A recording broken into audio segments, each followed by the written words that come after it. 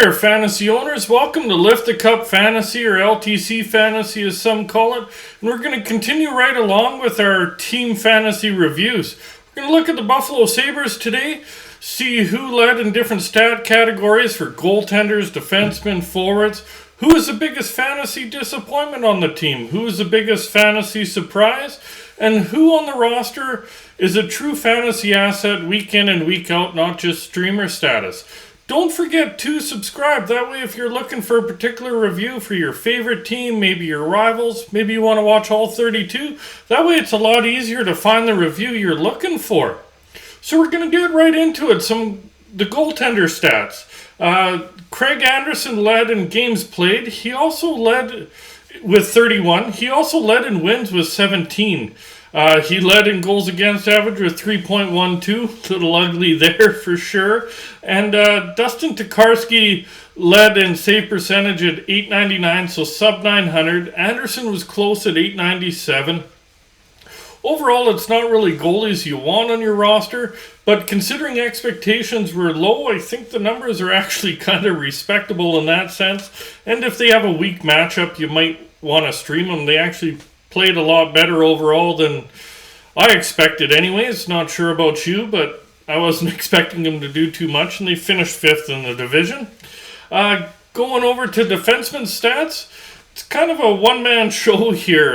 Rasmus Dahlin led him with goals of 13, assists with 40, points at 53. Colin Miller led them in plus-minus at a -2. I excluded Owen Power because he was actually +3, but he only played 8 games, so really small sample size there. And then back to Dahlin, he led him in hits with 121, led him in blocks with 91, and shots on goal with 169. So Dahlin really was a pretty good fantasy asset. We'll see next year how it cuts in with Power being on the roster full time, but Dahlin, former first overall pick, and he's been good every year. Well, pretty decent every year, fantasy-wise anyways. Go over into forwards, and who led them in goals was Tage Thompson at 38. Him and Skinner tied with 30 assists each.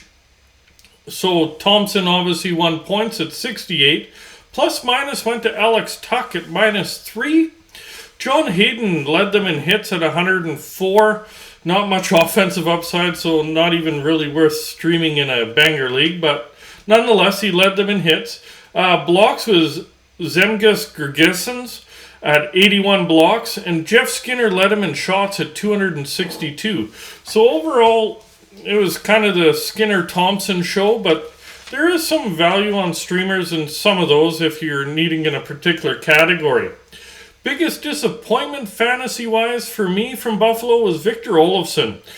He had 49 points in 72 games played, but he had 20 goals, 29 assists.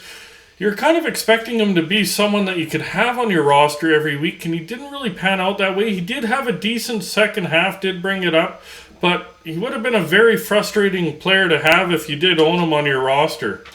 Biggest surprise has to be Tage Thompson.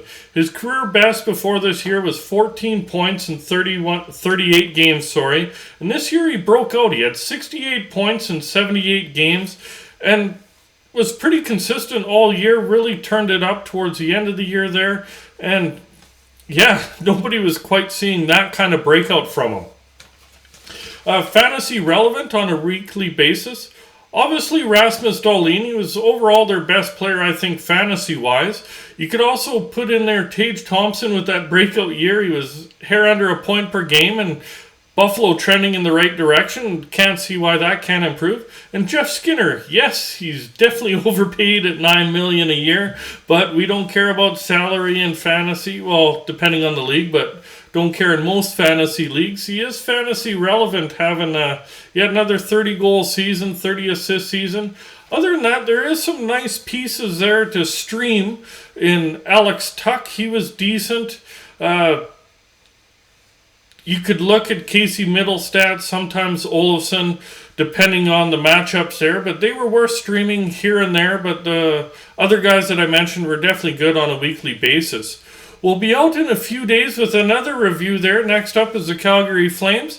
If you did like today's episode, remember to hit like, hit subscribe, and remember that notification bell so you don't miss out on any of these reviews. And enjoy the off-season, fantasy owners.